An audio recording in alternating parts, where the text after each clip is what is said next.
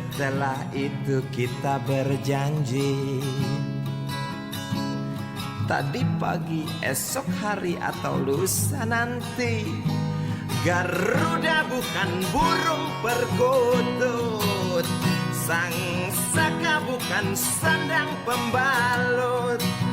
Dan coba kau dengarkan, Pancasila itu bukanlah rumus kode buntut yang hanya berisi harapan, yang hanya berisi khayalan. Selamat pagi, selamat siang, selamat sore, selamat malam, tergantung pukul berapa sahabat podcast Tiga Rana Pancasila menyimak menonton seri kita kali ini tentang sistem pendidikan dan kebudayaan nasional. Assalamualaikum warahmatullahi wabarakatuh. Salam sejahtera untuk kita semua. Shalom, Om Swastiastu, Namo Buddhaya, salam kebajikan, salam Pancasila. Para sahabat Tiga Ranah Pancasila, podcast kali ini kita akan mengangkat mengenai sistem pendidikan dan kebudayaan nasional. Dan kita mesti tahu bahwa podcast ini dirancang memang sejak awal sebagai bagian dari kampanye.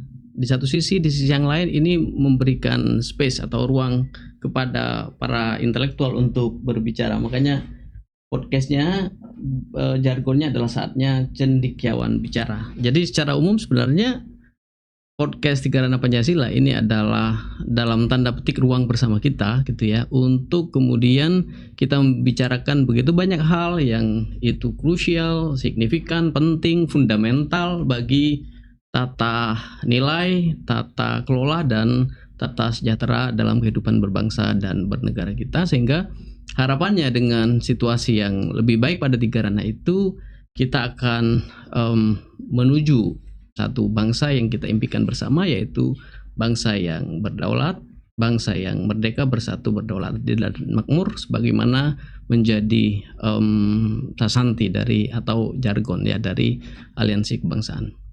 Saya ingin memberikan konteks ya untuk diskusi kita kali ini.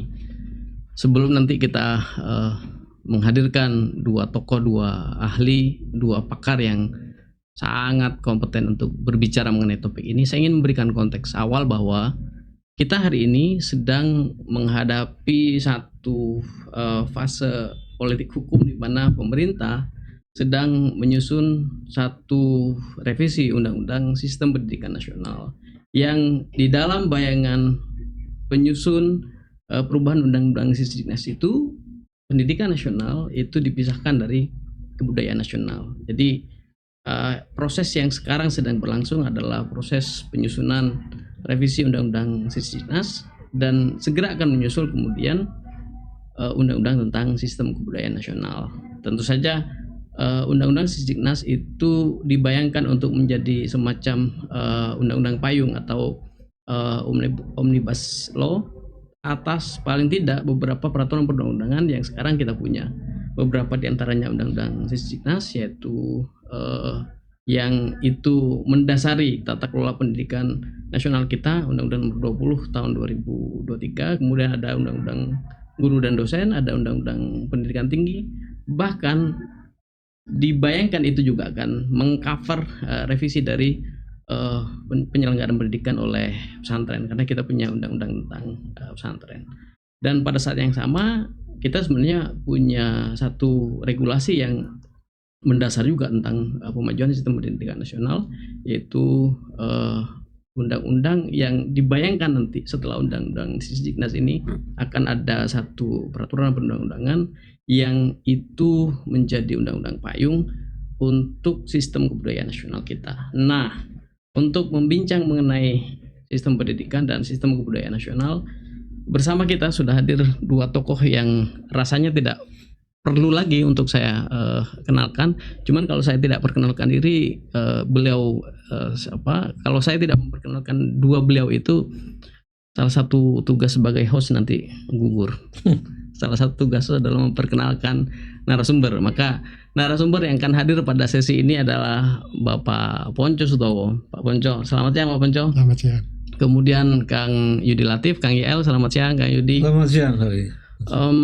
Kira-kira ya yang berkaitan dengan dua beliau, saya agak pekewe nih untuk memperkenalkan beliau berdua, karena Pak Ponco ya secara umum banyak sekali background beliau, mulai dari dunia usaha sampai dunia pemikiran gitu.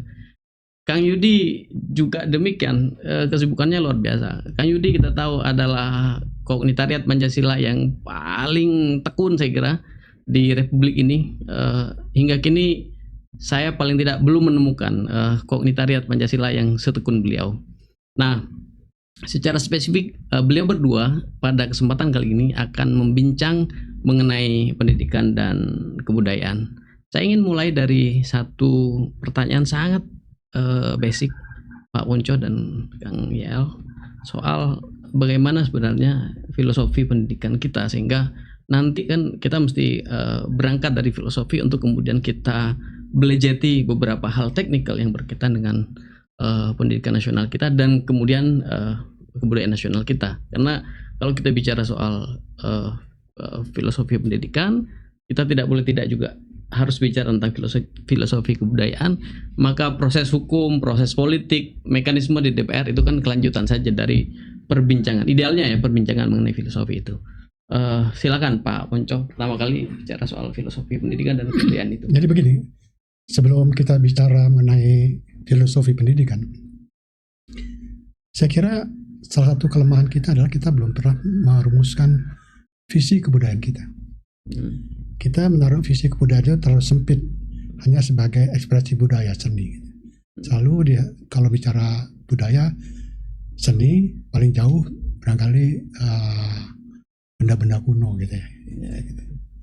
Apa namanya, artefaks gitu. Tetapi yang paling penting dari itu adalah nilai. Kalau sepemahaman saya bahwa yang membedakan manusia dengan makhluk lain itu karena manusia mempunyai budaya gitu. Apa artinya mempunyai budaya? Karena seluruh makhluk itu menggantungkan diri dengan alam, misalkan diri dengan alamnya. Kecuali manusia mampu berubah, membudayakan alam untuk kepentingan dia gitu. Itulah esensi budaya gitu. Oleh karena itu budaya sangat eratnya dengan hubungan antar manusia dan juga hubungan dengan alam lingkungannya gitu. Dia nggak bisa dipisahkan gitu. Jadi itu menurut saya satu pandangan. Sering kita bicara saya pengusaha bicara nanti Indonesia income per kapitanya berapa gitu. Nanti dari GDP-nya berapa gitu ya. Tapi kita nggak pernah bicara nanti masyarakat Indonesia itu perilakunya kayak apa, jarang sekali gitu. Kalau saya bisa bicara bahasa itu kesera-sera, what will be gitu. Padahal budaya itu sesuatu yang kita harus desain. Kita harus foresee bagaimana budaya depan. Tanpa mempunyai visi budaya, we going nowhere gitu. Kita harus bisa menjawab, dan apalagi jumlah penduduk bertambah, sumber daya alam yang dikuras juga berubah gitu.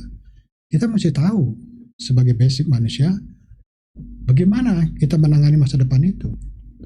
Dari situlah barangkali baru kita bisa bicara pendidikan apa yang dibutuhkan supaya visi itu terjadi. Karena tugas utama daripada pendidikan adalah menciptakan budaya yang kita mau kan gitu. Akan agak janggal kita bicara budaya berjam-jam, berhari-hari, ya bicara pendidikan berjam-jam, berhari-hari, tapi kita nggak bicara apa sih yang kita mau capai gitu. Oleh karena itu saya kira perlu kita membiasakan diri to foresee kira-kira Indonesia itu memerlukan budaya seperti apa, memerlukan masyarakat seperti apa, cara masyarakat berpikirnya seperti apa, how they behave gitu, not only how the market behave gitu, yang sering kita bicara. Saya kira itu satu pandangan barangkali bagaimana kita melihat budaya gitu. Jadi kita bisa bicara banyak lah mengenai budaya itu. Ya. Tadi menarik Kang YL ya, ketika Pak Ponco mengingatkan kita soal manusia. Yang itu artinya beliau sebenarnya mau bilang manusia itu ya beda dengan makhluk Tuhan yang lain gitu. Kalau makhluk Tuhan yang lain ketika mesti berevolusi ya yang kemudian menyesuaikan kan badannya. Kalau manusia kan harusnya ya konteks di sekitarnya itu mempengaruhi bagaimana dia kemudian berinteraksi, dan hal itu pasti akan membentuk kebudayaannya. Ada komentar Kang YL soal itu? Iya, jadi pendidikan dan kebudayaan itu sesuatu yang tidak bisa dipisahkan kan, karena itu menyangkut hakikat pendidikan itu sendiri dan hakikat kebudayaan itu sendiri. Jadi pendidikan itu sepanjang sejarah umat manusia hakikatnya konstan, nggak berubah. Jadi nggak perlu blingsatan gitu kan, ada yang main konstan. Hakikat pendidikan itu adalah proses belajar menjadi manusia seutuhnya dengan belajar dari kehidupan sepanjang hidup gitu kan. Dan cara manusia belajar dari kehidupan itu tadi seperti Pak Ponco katakan beda dengan binatang. Kalau binatang belajar kehidupan tuh by nature dengan perangkat-perangkat instingtif yang sudah dianugerahkan pada dirinya. Tapi manusia belajar dari kehidupan tuh dimediasikan dan dengan jalan memproduksi kebudayaan. By nurture namanya. Jadi bukan hanya instingtif, tapi kita bisa modifikasi, bisa dengan jalan kebudayaan.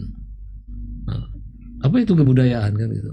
Banyak definisi kebudayaan, tapi untuk kaitan ini, saya kira definisi dari Clifford Gertz itu sangat membantu. Kebudayaan itu semacam sistem makna. Sebenarnya dunia pada dirinya sendiri tidak bermakna. Manusia yang harus memberi makna atas hidup itu. Apa yang membuat hidup jadi meaningful? Itu biasanya diungkapkan dalam sistem nilai kan.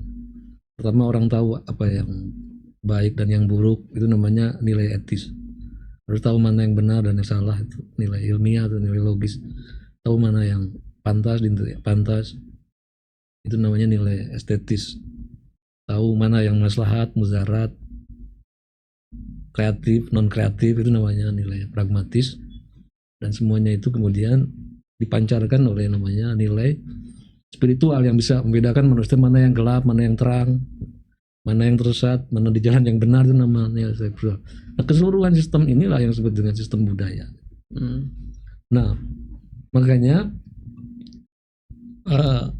pendidikan sebenarnya kan mengajarkan seluruh sistem nilai ini. Pendidikan itu mengajarkan berkembangnya sistem etika, sistem ilmiah, nilai estetis, nilai pragmatis, dan nilai spiritual. Makanya para pendiri bangsa punya jangkauan pandangan yang luar biasa. Dulu waktu merancang Undang Dasar 45, sebenarnya pasal kebudayaan itu asalnya di draft awal yang didraft oleh Supomo itu ada di pasal 36. Tapi kata Bung Hatta dekatkan dengan pasal 31.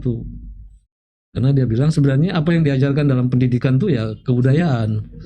Sedangkan kebudayaan sendiri adalah proses sedangkan pendidikan sendiri adalah proses pembudayaan gitu.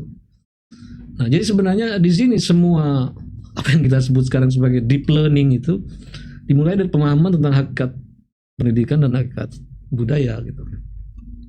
Jadi kebudayaan di tingkat apapun sebenarnya yang diajarkannya itu adalah pendidikan di tingkat apapun yang diajarkannya itu kontennya itu sebenarnya elemen-elemen budaya itu gitu kan. Kalau sekarang kemudian secara institusional didistribusikan ke dalam berbagai kementerian, yaitu hanya pembagian segmen-segmen fungsi aja gitu. Tapi hakikatnya dengan pemecahan kementerian itu tidak melucuti hakikat apa yang harus diajarkan di dalam pendidikan itu konstan, itu namanya kebudayaan gitu. Kira begitu jalan berpikirnya. Ya. Tadi Pak Ponco ada satu hal menarik ya soal sistem makna, sistem nilai, sistem budaya kan. Pak Ponco mau kasih komentar spesifik soal sistem nilai itu nggak? Ya, jadi gitu. Kalau ada orang bilang saya makan buat hidup, bukan hidup buat makan, gitu ya. Artinya makan itu perlu supaya bisa hidup.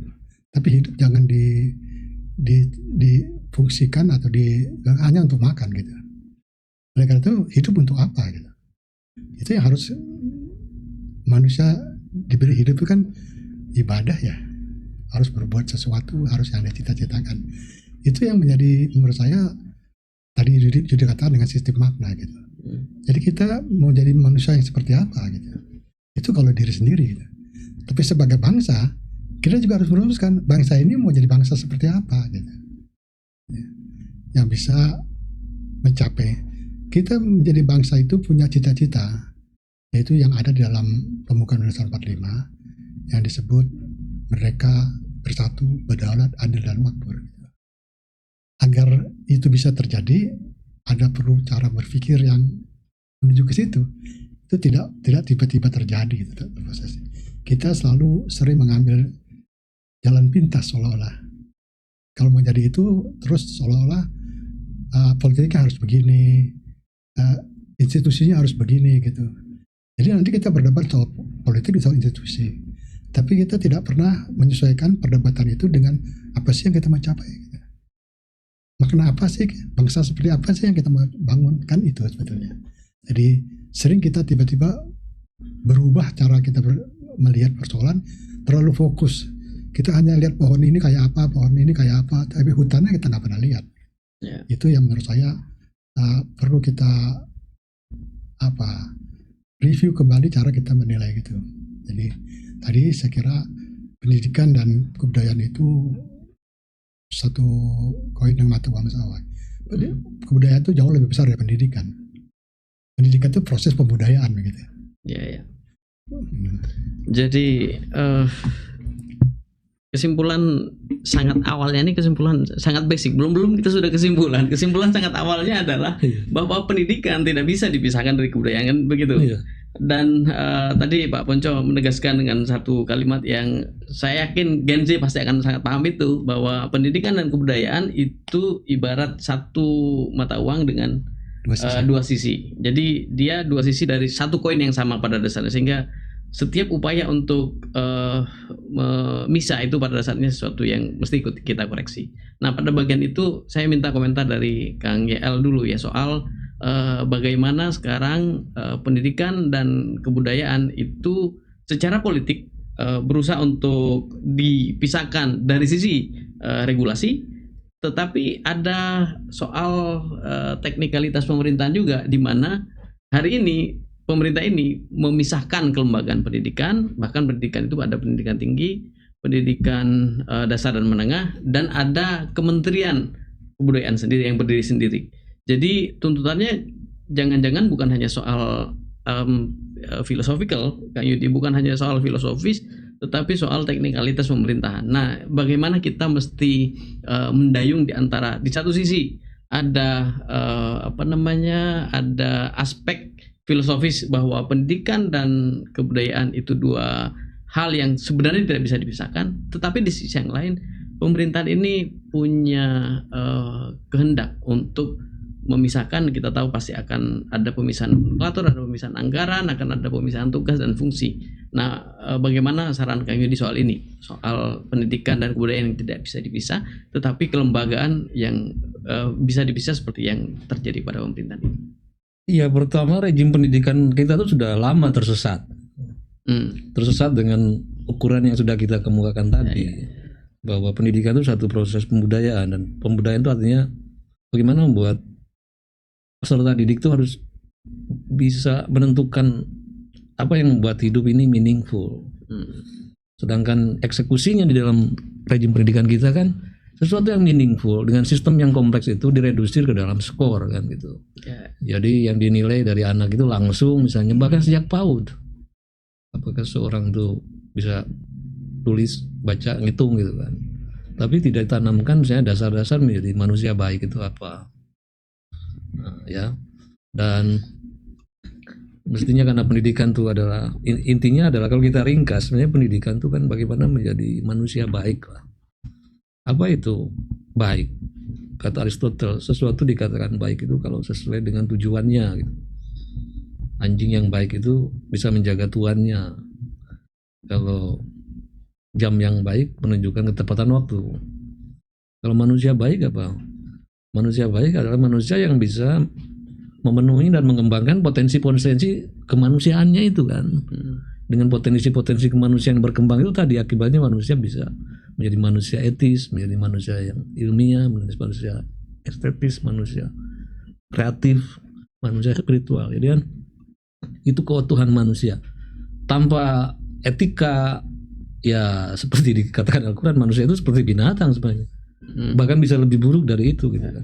Jadi yang membuat kita tuh merasa manusia beda dengan primata lain kan meaning ini. Nah, mestinya kan ini yang pertama-tama diajarkan dalam dunia pendidikan.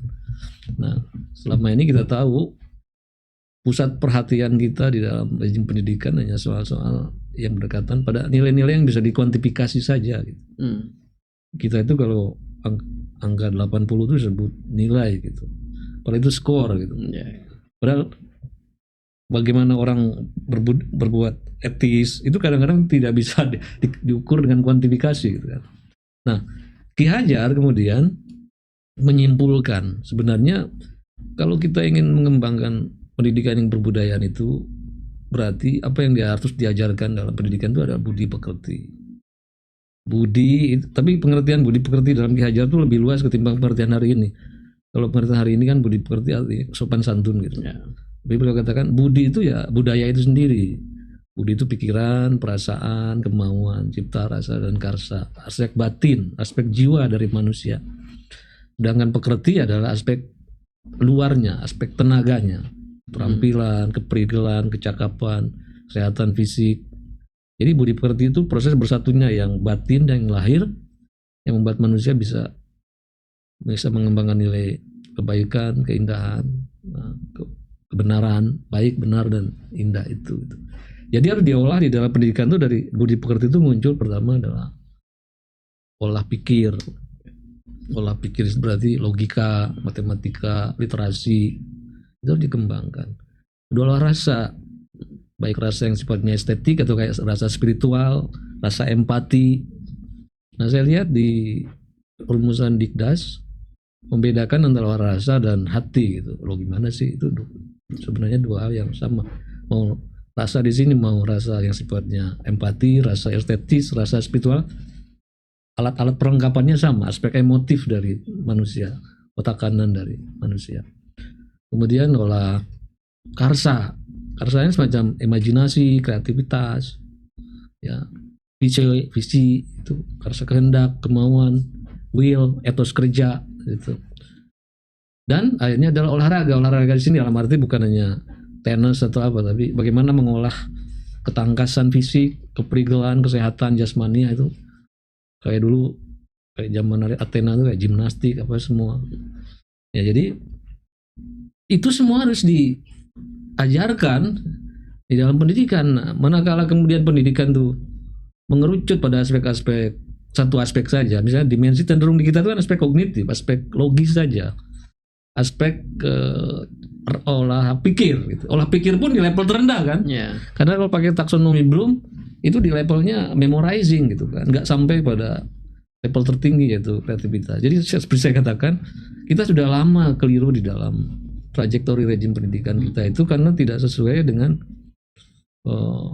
hakikat sesungguhnya dari pendidikan yang mestinya harus membuat manusia itu bisa menjadi manusia berbudaya tadi dengan tahu sistem makna, bisa mengolah pikir, mengolah rasa, mengolah karsa, mengolah raganya itu secara holistik dengan jenjang-jenjang pendidikan yang bertahap kan gitu. Tidak tumpang tindih.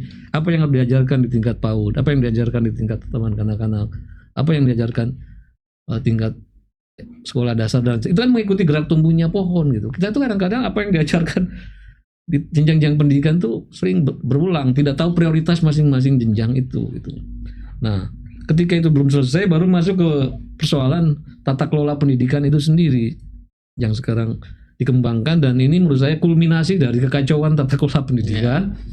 Karena kita tidak memahami lagi kementerian-kementerian itu dengan mandat seperti apa, job description seperti apa, mandatnya apa, itu nggak jelas gitu.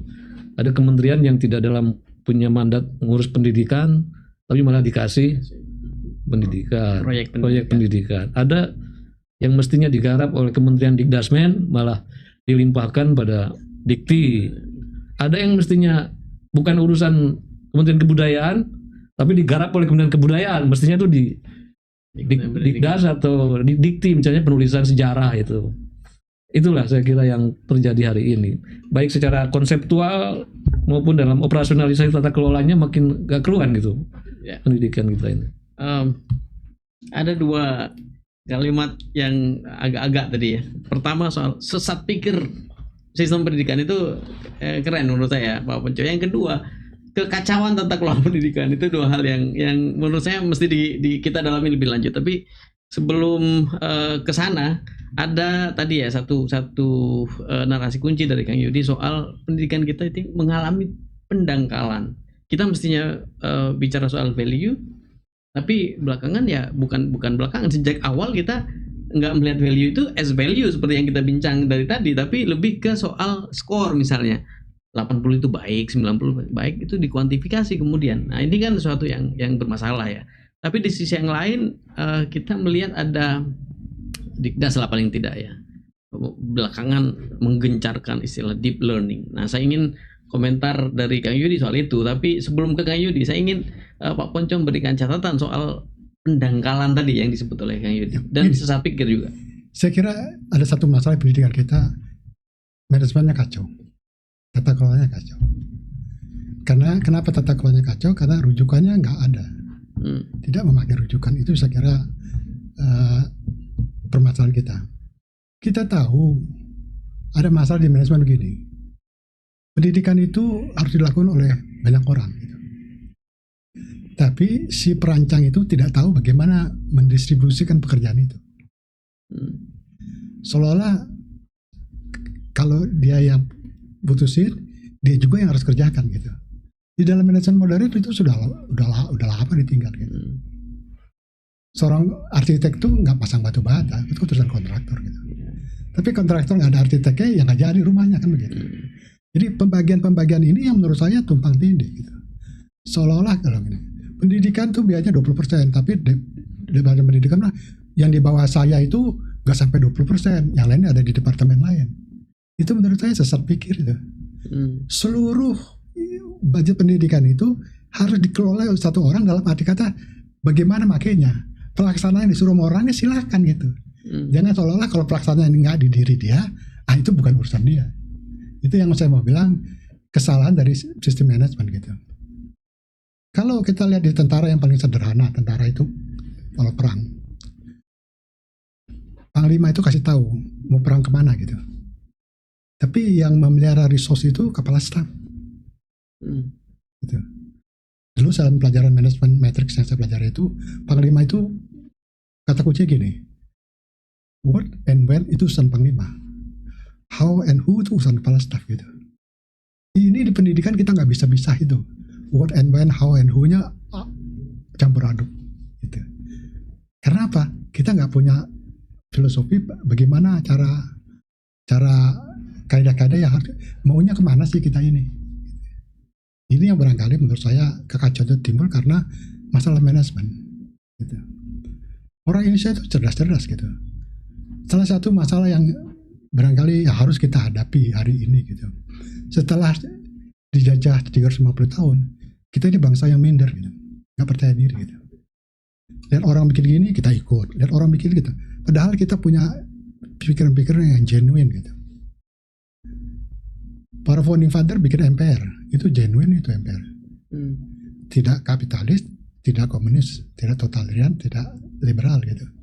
Dia bisa menemukan satu terobosan gitu. Kok kita nggak percaya sih sama sistem kita? Kita percaya sama yang itu lebih bagus. Itu bagian daripada masalah budaya kita yang berpendidikan itu yang tidak kita kembangkan. Banyak genuine di Indonesia yang terobosan. Bung Hatta bilang bicara demokrasi ekonomi, orang nggak, demokrasi itu pasti politik. Hari ini 100 tahun kemudian baru orang bicara demokrasi ekonomi. Jadi kita menurut saya ada defisit di dalam budaya kita. Kita harusnya punya kebanggaan sama diri sendiri, punya percaya sama diri sendiri, punya kepribadian. Ini yang lemah gitu. Tapi itu tidak diadres. Kita tadi saya kira yang banyak persoalan itu adalah manajemen daripada tata kelola daripada pendidikan gitu. Apalagi kalau nyangkut uang, soal kalau uangnya nggak di dia, terus enggak gitu. Saya kan bilang arsitek nggak pegang nggak apa, tapi yang menentukan bentuk bangunan itu arsitek. Gitu. Kontraktor tuh ikutin arsitek gitu. Terus arsitek harus jadi kontraktor, nggak mungkin. Gitu. Kontraktor punya pekerjaan, arsitek punya pekerjaan. Ini yang sekarang kita nggak tahu siapa arsiteknya di pendidikan, siapa kontraktornya gitu. Dan itu selalu diributkan seolah-olah harus satu, kalau nggak satu nggak mungkin gitu. Itu yang menurut saya problem daripada manajemen, tidak mampu mengurai permasalahannya sehingga mudah dimengerti bagi orang yang bekerja gitu. Kita bingung sendiri gitu. Itu saya kira problem yang kita hadapi hari ini gitu. Ya. Kekacauan manajemen pendidikan salah satunya karena defisit kepercayaan diri kan. Defisit penghargaan pada apa yang kita rumuskan, paling tidak dirumuskan oleh para pendiri negara. Sebelum komentar soal itu tadi Kang, soal pendangkalan. Sementara pemerintah ngomong soal deep learning. Atau kan pendalaman itu. dua hal yang sifatnya kontradiktif soal pendangkalan dan pendalaman itu. Bagaimana Kak Yudi Latif memberikan penjelasan soal itu? Pertama gini ya, memang situasi yang melingkupi rejim pendidikan kita itu dilandasi pertama memang inferiority complex yang disebutkan Pak Ponco. Kedua, di dalam lemahnya kepercayaan diri itu kan kecenderungan untuk menghadapi tekanan instrumental seperti tekanan siap pakai, memenuhi kepentingan pasar dan lain-lain itu, tapi dengan respon yang keliru gitu.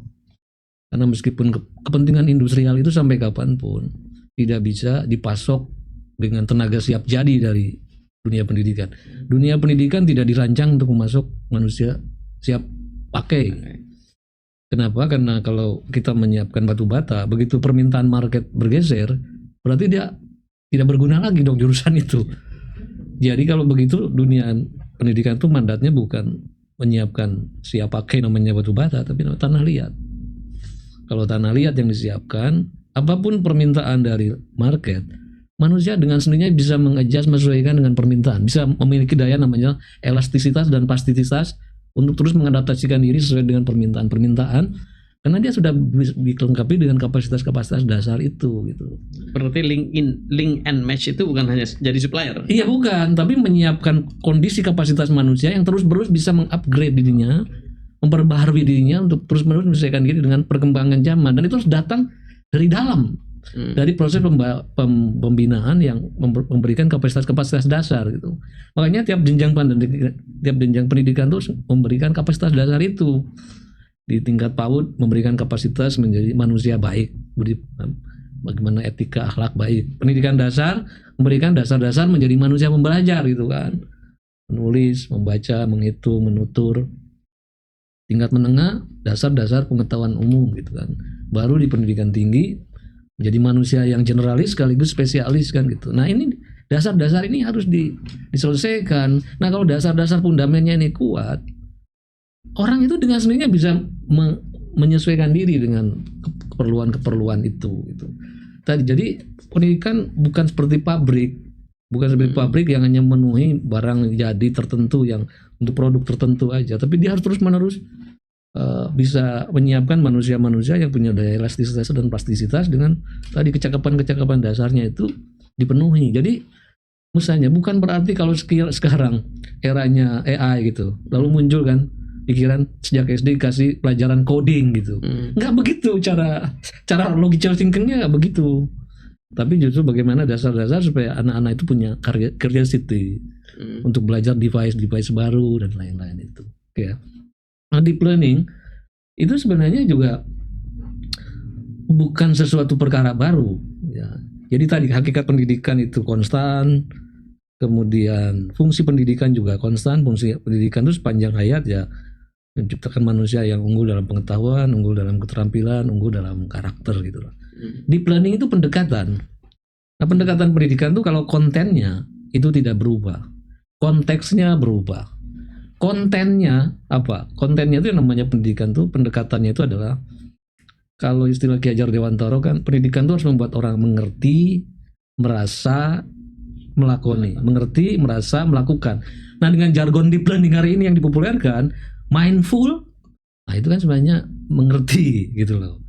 Kemudian meaningful, bagaimana manusia bisa punya makna ya, bagaimana mengerti ya, atas kehidupan itu. Kemudian sedangkan joyful itu adalah melakukan kan tindakan dengan sesuatu yang atas dasar passionnya gitu. Jadi kalau pakai pendekatan humanistik kayak Carl Rogers ya, pendidikan itu harus menumbuhkan kecakapan intelektual, emosional, dan moral gitu kan.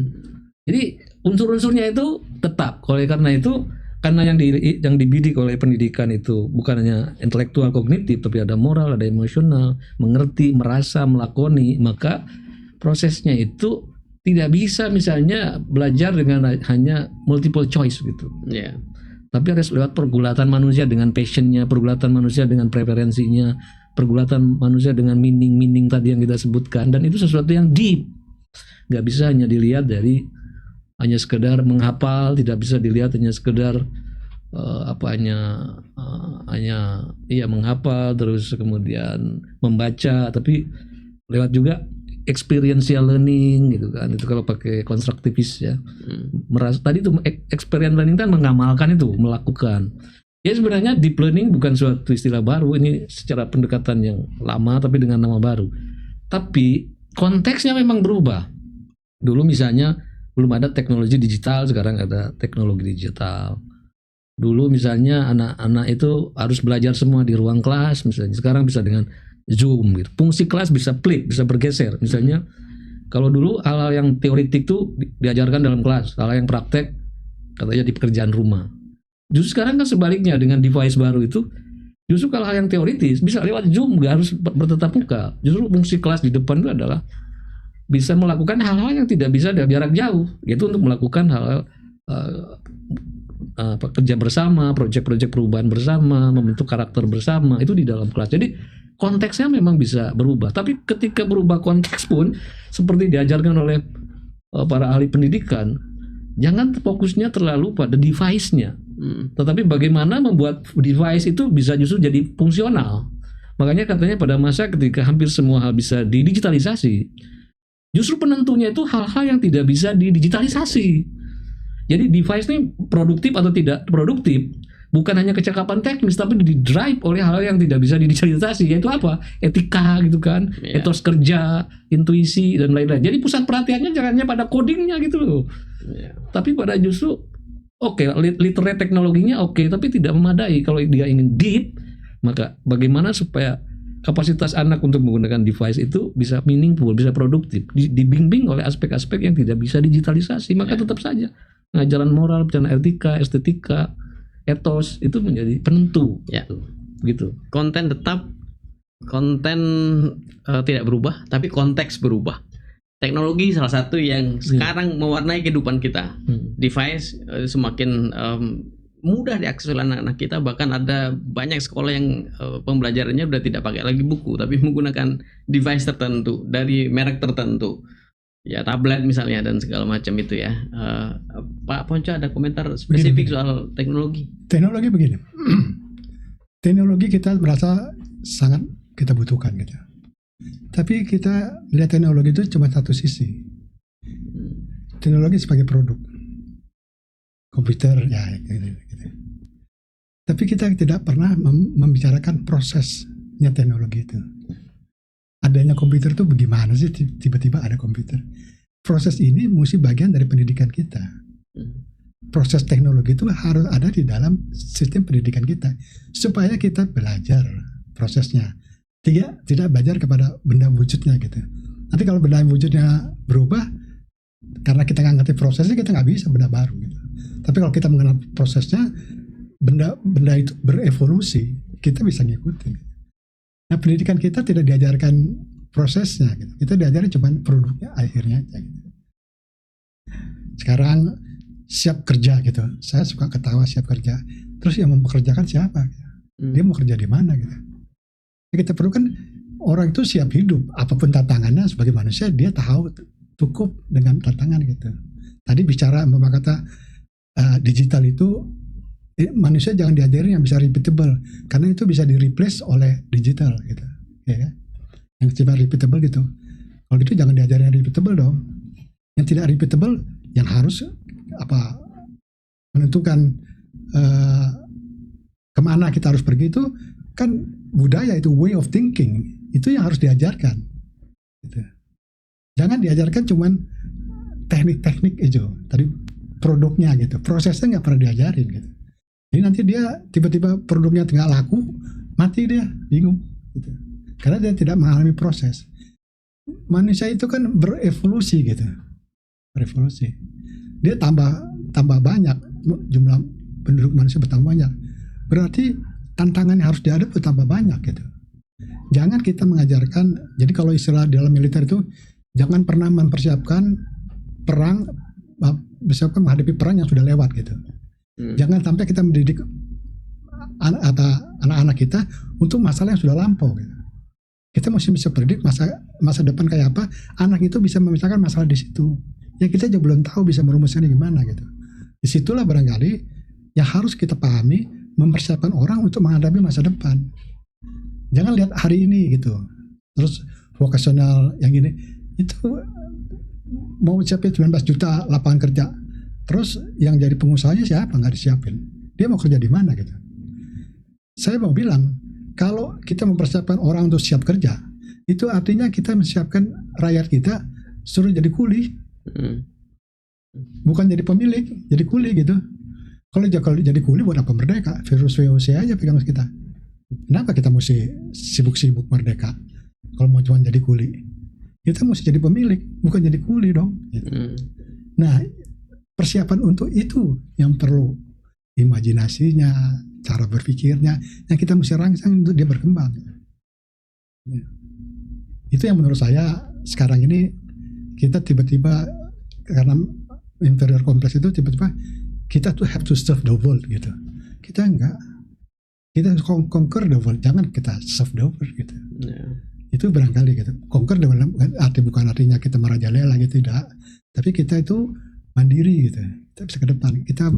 Kita yang menentukan nasib kita mau kayak apa gitu. Kira-kira gitu. Ya, okay. Saya mau geser ke itu, Kang GL. Tadi Pak Punco, menarik.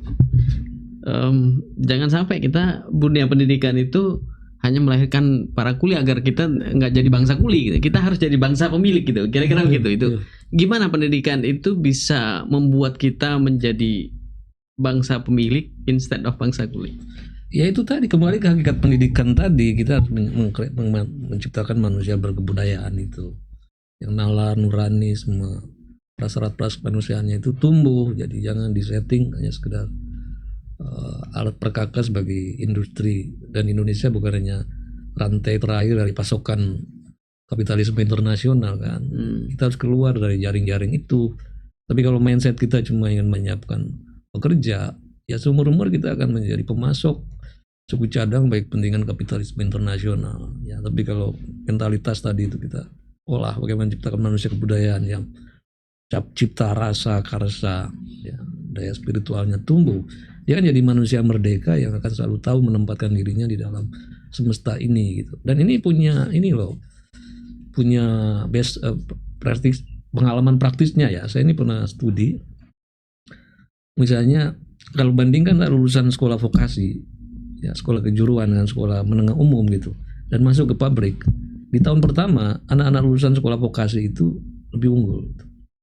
Tapi begitu memasuki tahun kedua, ketiga, yang punya latar belakangan yang lebih generik, itu dengan cepat, speednya lebih cepat dan mengalahkan orang yang dari vokasi-vokasi ini. Itu ya juga yang menjelaskan kenapa justru di Indonesia ini, meskipun kita banyak menggembar-gemborkan pendidikan sekolah vokasi, tapi pengangguran terbesar itu justru datang dari sekolah vokasi. Kenapa? Tadi itu daya adaptabilitasnya itu tidak elastis. Ya, dia hanya disiapkan untuk satu pekerjaan yang repetitif tadi. Di olahraga ini juga sudah terbukti. Kalau olahraga itu yang sifatnya memang rule of the games-nya itu kan yang repetitif kayak golf gitu atau catur, memang lebih awal diajarkan lebih bagus gitu. Karena kan itu repetitif rule, kompleksitasnya itu tidak kompleks. Tapi di dalam ruang dengan manuver yang kompleks, banyak aktor, justru wawasan generalis, latihan-latihan yang lebih generalis dulu lebih bagus. Jadi misalnya si Roger Federer, kenapa dia menguasai dunia tenis begitu lama? Karena dia tidak mulai belajar olahraga itu dari tenis dulu, tapi dari atletik dulu. Jadi kapasitas fisiknya itu atletik dulu dan lain-lain. Pernah sepak bola dulu. Jadi tubuhnya balet. Jadi itu baru kemudian masuk ke tenis.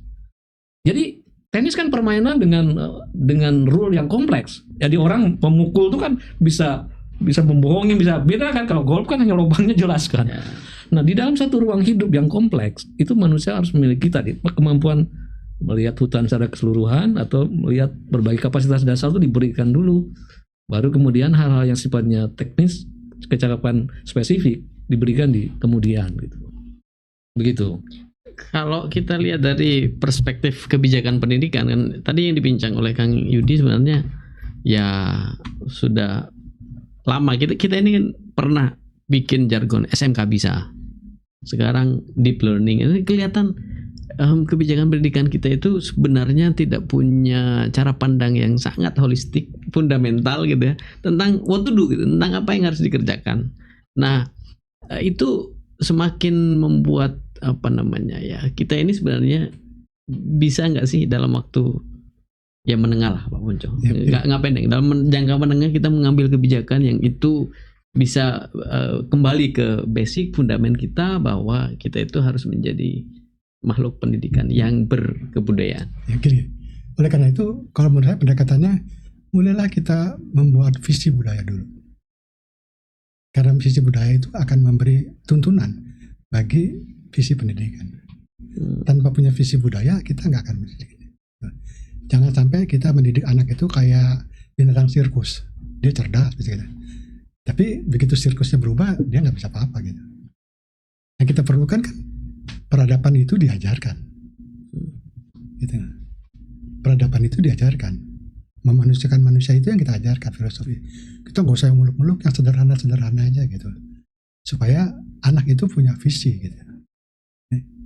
Kalau dulu kita bisa merdeka, kenapa gitu? Kenapa sekarang seolah-olah merdeka itu out of reach gitu? Padahal sudah 80, jelang 80 tahun kita kan ya, kemerdekaan itu. Menurut saya itu dulu kita ajarkan gitu. Kita ajarkan, kita tuh menjadi manusia kayak gini, kayak begini. Itu yang dia punya apa?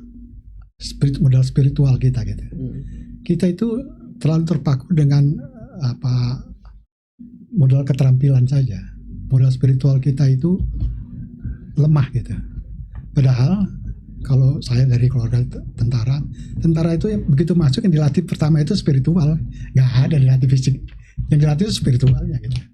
Latihan fisik itu untuk melatih spiritual gitu. Hingga nanti kalau perang gitu, dia bukan pinter-pinteran nembak, tapi kalau dia ketembak, bagaimana dia harus bereaksi gitu. Itu diajarkan gitu. Kita nggak ajarkan itu. Ada bagaimana menembak dengan mahir, gitu. Itu nggak cukup. Karena basicnya di tiap tentara mulai dulu dari pendidikan mental dulu. Modal spiritualnya kokoh dulu gitu. Nggak ada bangsa bisa tiba-tiba besar tanpa modal spiritual, itu nggak ada gitu. Kalau kita lihat sejarah-sejarah bangsa-bangsa itu, semua di dunia itu modal spiritual lah adalah basic gitu. Oleh karena disitulah dirumuskan modal spiritual seperti apa yang kita butuhkan gitu. Kalau kita nggak punya visi itu, kita akan berputar kembali ke soal-soal itu. Modal spiritual adalah kata kuncinya, bagaimana membangun modal spiritual yang kita butuhkan. Ya oke. Bisa dilanjutkan saya kira Pak Ponco soal kemerdekaan tadi, karena momentumnya Agustusan kan. Kita ini sebenarnya kan punya mimpi besar ya soal kemerdekaan itu kan.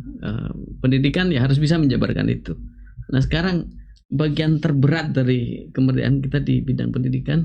Ya jadi begini, pendidikan kita itu ada beberapa, jadi ada tokoh pendidikan bilang, bangsa ini punya pendidikan hebat. Kita sudah punya sistem pendidikan sebelum merdeka.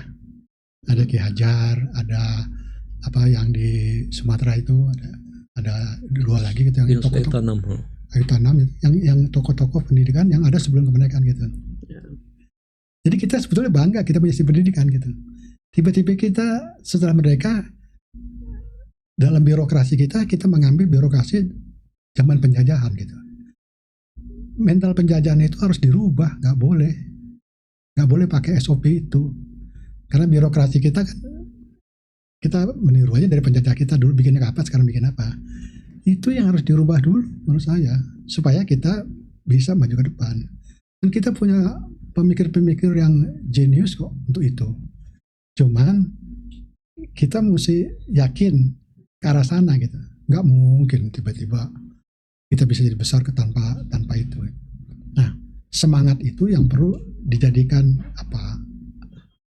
bara untuk menempa perubahan itu. Kalau kita pikir begini, saya selalu bilang kita dijajah 350 tahun kok tiba-tiba merdeka ya gitu. Apa karena ada bom atom di Jepang? Kan tidak.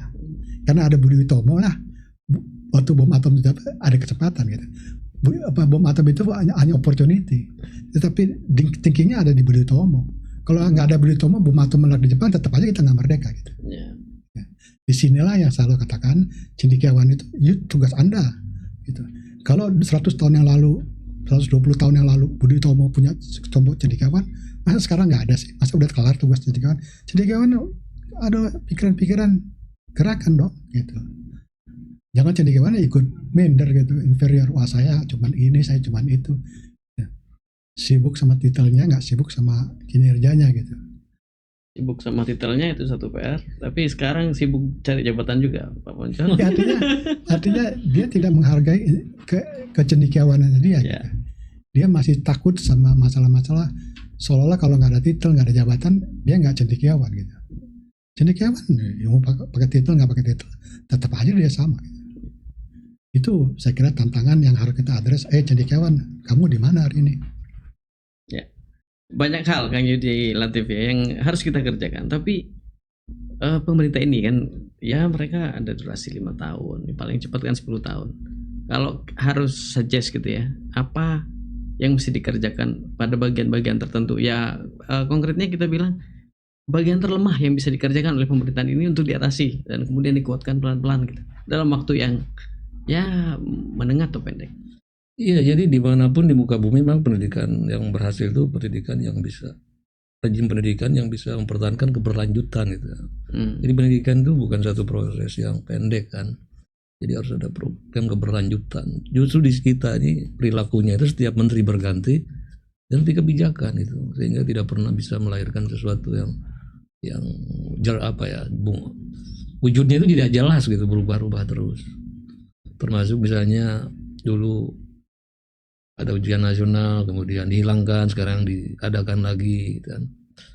Tapi saat yang sama ingin mengembangkan deep learning gitu. Jadi kadang-kadang nggak jelas karena tidak bisa membayangkan sesungguhnya antara ujian nasional dengan deep learning itu bisa punya kontradiksinya tersendiri.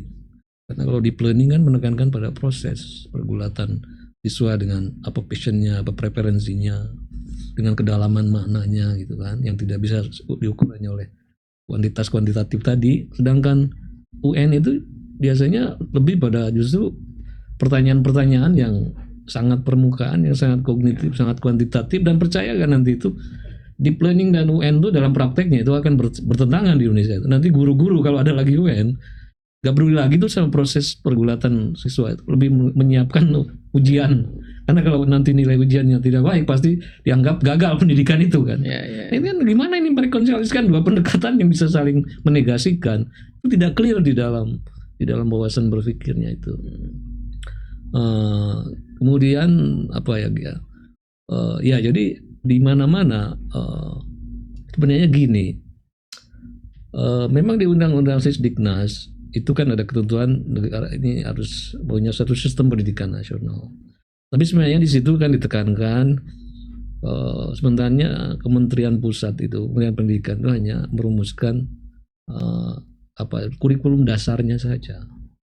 Kurikulum dasarnya saja, sehingga kalau yang dirumuskan ya kurikulum dasar ini yang harus dipegang ini oleh semua rejim, jangan diubah. Harus ada komitmen dasar-dasar kurikulum ini jangan diubah. Kita mau mengajarkan apa di tingkat ini apa, mata pelajarannya apa. Nah, dengan bagaimana cara mengeksekusinya itu kita harus bisa memberi ruang. Bukan hanya tiap provinsi loh ya, bukan hanya tiap kabupaten, bahkan tiap sekolah harus bisa mengeksekusi, melahirkan kurikulum internalnya masing-masing dengan proses pergulatan internalnya masing-masing. Karena problem di Papua beda dengan di Aceh, problem di Aceh beda dengan problem-problem di kawasan kepulauan, sehingga dalam eksekusi kurikulum harus memberi ruang bagi keragaman lokal. Indonesia ini satu seluas benua, jadi tidak bisa pendekatannya itu simetri, harus asimetri sesuai dengan konteks. Maka diberi ruang bagi satuan-satuan pendidikan untuk mengembangkan kurikulum pada level yang lebih operatif mikro. Jadi kita bisa meniru pendekatan yang dikembangkan di Finlandia. Di Finlandia itu justru dibiarkan tiap sekolah itu berkompetisi sehat ya, untuk mengembangkan kurikulumnya masing-masing. Sehingga dengan ada kompetisi sehat, di mana ada kebebasan ruang kemerdekaan bagi sekolah mengembangkan kurikulumnya masing-masing, ternyata secara keseluruhan itu mendrive perkembangan pendidikan yang sangat bagus gitu. Sekarang kalau semua berpretensi semuanya bisa diatur dari Jakarta, susah gitu. Kita tidak akan bisa mencapai apa yang diharapkan. Kalau begitu kuncinya apa kan gitu kan? Untuk bisa membuat apa yang diharapkan oleh rejim pusat itu bisa dieksekusi di level mikro kan. Itu kata kuncinya itu adalah peningkatan kapasitas guru kan gitu. Kita mau berbusa-busa deep learning, merdeka belajar atau apapun, tapi kalau mutu dan kapasitas gurunya tidak di-upgrade, itu cuma buang-buang waktu dan uang saja gitu. Jadi the living curriculum itu sebenarnya ada di guru. Jadi daripada menciptakan jargon-jargon, istilah-istilah baru, fokus aja pada the weakest link bangsa ini. Titik terlemah bangsa ini adalah, pertama adalah mutu guru yang buruk atau mungkin senjang, misalnya antara belahan barat dan belahan timur. Distribusinya yang tidak merata, kemudian kapasitas mereka juga masih harus di-upgrade kan, karena banyak guru bahkan tidak punya latar belakang keguruan kan, kependidikan kan. Nah, itu yang pertama. Kedua tadi bahas titik terlemah kita itu pendidikan dasar yang mestinya menjadi fundamen penentu bagi jenjang berikutnya justru tidak diselesaikan secara baik. Jadi fokus pada dua hal aja lah ketimbang memproduksi banyak jargon, banyak kurikulum. Fokus pada peningkatan kapasitas guru dan fokus pada pembenahan pendidikan dasar, karena itu pilar pertama untuk pada jenjang-jenjang berikutnya. Saya ingin kasih perspektif soal guru ini, Pak Ponco. Jangan-jangan apa yang terjadi pada guru kita itu juga menggambarkan secara umum kecenderungan kecendikiawanan di sekitar kita, jangan-jangan. Begini. Negara ini terlalu besar dan terlalu kompleks untuk dikerjakan sendirian. Saya orang yang percaya nanti ada Satria Piningit, dia turun semua beres. This is the biggest bullshit. Kita harus bergotong royong membangun negeri ini. Bergotong royong itu kira-kira bagaimana? Kita bisa belajar banyak bergotong royong. Orang bergotong royong itu artinya misinya jelas mau kemana gitu. Jadi saya bilang boleh apa kita bikin banyak bangunan, arsiteknya satu aja gitu. Jangan arsiteknya ikut jadi kontraktor. Ini kebanyakan dari kita. Tiba-tiba arsitek mau jadi kontraktor, mau jadi supplier juga, nggak bisa gitu. You have to get everybody to participate. Okay? Terus cendekiawan itu menurut saya kita ajak dong kumpul. Ya ada satu orang tiba-tiba bisa brilliant keluar. Itu biasanya satu creative minority yang menggerakkan gitu. Mari gerakan creative minority itu dikumpulkan, digerakkan gitu. Sekarang ini kan sistemnya liberal, artinya tiba-tiba kelompok saya apa kamu gitu. Itu mesti dibuang itu. Gak kuat kita kalau begitu-begitu caranya. Gak kuat kita. Kalau kita mulai memilah-milah, oh ini coupling saya, itu coupling kamu, gak kuat gitu. Kita mesti bergotong royong. Cendekiawan tuh jangan yang tiba-tiba yang di birokrat cuma dialah yang pinter, yang lain tuh gak pinter. No. Ya. Cendekiawan itu bukan ukurannya, bukan jabatan, bukan titel. Bukan titel-titel yang banyak-banyak itu. Kemampuan berpikir, menganalisa. Itu yang kita perlu ajak. Kita cukup bijak kok. Mengajak orang siapa yang kita anggap pandai. Ayo ajak berkumpul. Mari pecahkan bersama gitu. Semangat itu harus ada. Jenderal Sudirman gerila lawan militer itu. Gak punya alat komunikasi. Kasih perintah sama bawahan. Jaga wilayah masing-masing. Cukup simple. Bagaimana jaga wilayah, itu wilayahnya orang itu yang ngurus gitu. Itu kan saya, jaga wilayah harus begini, nggak bisa itu. Cannot, nggak ada orang mampu gitu. Itu manajemen itu nggak bisa. Partisipasi itu kata kunci. The more participation, the better gitu. Jangan sentralistik dalam arti kata kaku, cuman gua doang yang boleh kerja nih, yang lain nggak boleh campur gitu. This is my time, this is my right, yang lain jangan campur lah gitu. Doesn't work that way. We have to gotong royong gimana gitu. Leader itu perlu menjabarkan ini masalah kita, ini tujuan kita. Mari kita bergerak dari sini ke sana. Itu tujuan leader. Follower itu melihat itu. Gitu. Jangan leadernya bingung sendiri mau kemana gitu. Karena kemampuan berpartisipasi itu menentukan keberhasilan atau tidak gitu. Oke. Jadi bilang guru masalah. Oke, sekarang gitu. Sekarang kita tentukan kapasitas guru yang kita butuhkan kayak apa. Suruh daerah masing-masing membuat program supaya gurunya kayak itu. Jangan bikin sekolah di Jakarta, semua orang harus sekolah di Jakarta, sebelum baru jadi guru. Nggak akan berhasil itu. Wasting time. Kita cuma tentukan guru yang kita perlu kayak gini, masing-masing daerah ayo berpartisipasi gitu. Mereka punya kreativitas kok. Itu yang harus kita lakukan dalam waktu singkat. Jadi kita berdebat seolah saya yang lagi pemerintah, jadi kamu nggak laku gitu.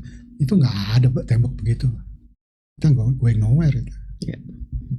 Terima kasih Pak Ponco. Ini sebenarnya di ujung waktu sangat mepet sekali nih waktunya. Cuman saya mesti tanya ini ke Kang Yudi. Gini kan, banyak hal yang mesti kita kerjakan. Dan semua hal, termasuk 2 hal yang tadi dibilang oleh Kang Yudi soal pendidikan dasar, soal guru, itu kan semuanya dalam tanda petik berada dari sisi kebijakan ya, berada di Kementerian Pendidikan.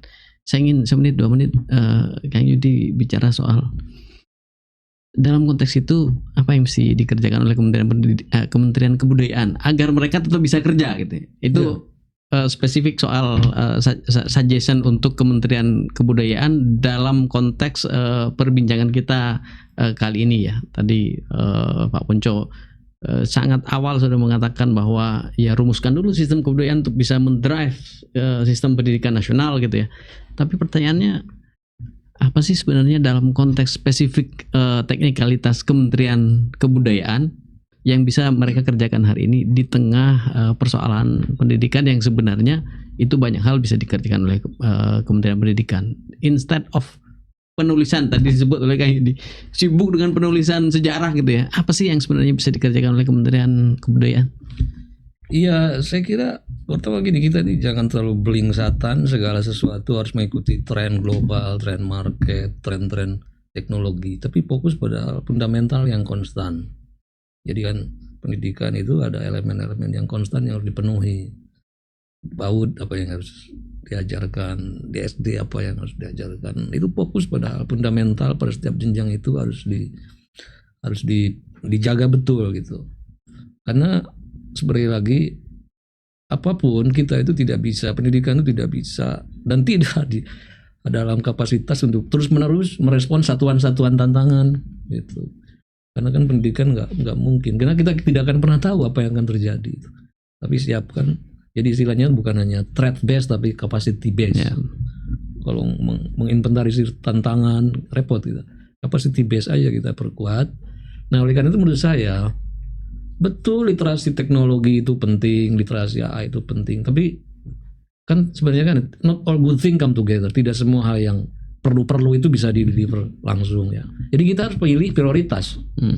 Menurut saya jangan terlalu khawatir dengan kemampuan anak-anak Indonesia dalam hal catch up, mengikuti tren zaman. Karena bangsa ini pada saya bangsa peniru kan. Jadi misalnya gak usah khawatir anak kita kurang literate AI. Mereka mudah belajar kok. Orang sekarang anak-anak belum masuk SD aja udah menguasai gadget. Jangan lupa YouTuber terbanyak di dunia itu adanya di Indonesia kok. Pemakai TikTok terbesar di Indonesia kok. Literasi Indonesia ini di tingkat literasi digital, bahasa Indonesia itu bahasa keempat tertinggi di dunia kok. Artinya kan kemampuan bangsa ini untuk terus meniru perkembangan baru, mengikuti perkembangan baru itu sebenarnya tidak terlalu digelisahkan. Justru yang harus kita gelisahkan itu adalah sesuatu beyond tekniknya ini, etika penggunaan digital. Ternyata kita katanya termasuk bangsa paling barbar dalam tradisi digitalnya gitu loh. Jadi justru tadi aspek-aspek yang tidak bisa digitalisasi itu jauh harus lebih kita perhatikan. Daya etika, intuisi, etos kerja, etos kejuangan gitu kan. Imajinasi itu yang harus diperkuat dengan kembali menanamkan pendidikan sebagai proses pembudayaan itu yang harus diperkuat. Menurut saya begitu. Kalau respon terhadap pemisahan ini, pendidikan dipisahkan dari kebudayaan, sebenarnya kan ada beberapa, misalnya kayak Perancis itu kan punya Kementerian Kebudayaan, tapi apa yang bisa dikerjakan oleh begini pendidikan dan kebudayaan nggak bisa dipisah ya. Kementerian itu tidak menggambarkan itu. Institusi itu mengerjakan bagian dari kebudayaan. Jangan harap bahwa nanti Menteri Kebudayaan yang bertanggung jawab terhadap seluruh visi budaya, tidak. Dia mengerjakan bagian dari visi budaya itu, bukan seluruhnya visi budaya, tergantung sama dia. Tugas cendekiawan lah untuk merumuskan visi budaya itu. Departemen itu memfasilitasi agar pikiran ini bisa berkembang gitu. Memangnya dia bisa memikirkan bagaimana visi, kan yang bisa pun para pemikir-pemikir yang banyak itu. Tapi pemikir-pemikir banyak itu perlu dikumpulkan, perlu diorganisasi, bisa menyimpulkan apa sih visinya. Itu tugasnya departemen itu, memfasilitasi agar pikiran itu jadi. Bukan tiba-tiba departemen, gitu. Jadi kalau saya mau bikin bangunan, saya cari arsitek, kumpulin banyak arsitek. Bukan saya yang jadi arsitek. Kalau saya yang jadi arsitek, nggak karu-karuan gambarnya sih. Kan saya menjadi kendala gitu. Banyak arsitek di luar negeri, yang satu dan lain hal dia tidak masuk dalam lingkaran politik. Tugasnya institusi itu mengumpulkan orang-orang itu supaya produknya merupakan combine dari orang-orang itu, bukan tiba-tiba dia yang menjadi arsitek gitu. Ya. Itu saya kira pesan yang saya mau sampaikan.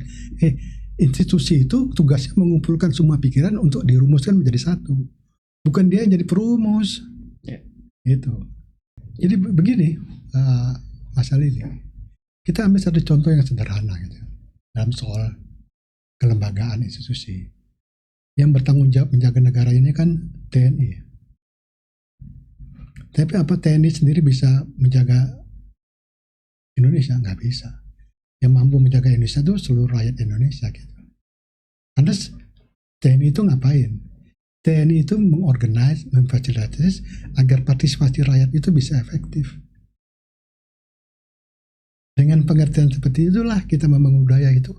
Jangan sampai seolah-olah hanya Menteri Kebudayaan aja yang ngurusin semua bisa beres. Karena semua orang berpartisipasi. Tugasnya adalah bagaimana itu bisa difasilitasi, digerakkan, diarahkan supaya partisipasi itu menjadi real, menjadi efektif. Saya kira itu barangkali menjadi satu gambaran. Terima kasih. Kalau compare dengan Prancis, di Prancis kan ada Kementerian Kebudayaan. Tapi di sana ada Kementerian Pendidikan gitu kan. Pembagiannya jelas. Kalau Dikdasmen dan Dikti itu proses pembudayaan, jadi mengolah dari potensi menjadi talent gitu. Sedangkan Kementerian Kebudayaan itu pada produk kebudayaan, dari talent dengan penggunaannya di dalam memproduksi kebudayaan gitu. Jadi supaya di Perancis pun kalau Kementerian Kebudayaan ingin mendidik para seniman, itu tetap harus minta tolong ke pendidikan tinggi gitu. Jadi jangan karena ada Kementerian Kebudayaan seolah-olah isu kebudayaan hilang dari pendidikan. Enggak, karena nyawanya pendidikan kebudayaan. Saya kira gitu. Iya, baik. Terima kasih. Para sahabat podcast Tiga Rana Pancasila, ini ujung dari diskusi kita. Banyak hal yang mesti kita kerjakan, tapi pesan Pak Ponco tadi, bangsa ini memang terlalu besar untuk dikerjakan oleh satu orang, apalagi satu kementerian. Jadi kita harus kolaborasi. Kementerian itu tugasnya adalah memobilisasi seluruh sumber daya, kemudian memfasilitasi seluruh sumber daya itu, misalnya ketika harus berkumpul ya berkumpul para pihak yang memang kompeten. Jangan kemudian kementerian itu menjadi satu-satunya suara yang harus dikerjakan dan kemudian semua orang harus mengerjakan apa yang disuarakan oleh sang menteri. Ini saya sangat yakin dari banyaknya isu ini akan menjadi pembuka dari diskusi lebih panjang lagi, entah secara offline, entah secara online di podcast kita kali ini mengenai sistem pendidikan dan kebudayaan kita. Terima kasih Pak Ponco Sutowo. Pak Ponco Sutowo adalah Ketua Aliansi Kebangsaan. Terima kasih Kang YL Yudi Latif. Beliau adalah pakar di Aliansi Kebangsaan. Terima kasih para sahabat Tiga Rana, podcast Tiga Rana Pancasila yang sudah menyimak diskusi kami bertiga mengenai sistem pendidikan dan kebudayaan nasional. Sampai ketemu lagi kapan-kapan. See you and I see you. See you and we see you. Assalamualaikum warahmatullahi wabarakatuh. Salam sejahtera untuk kita semua.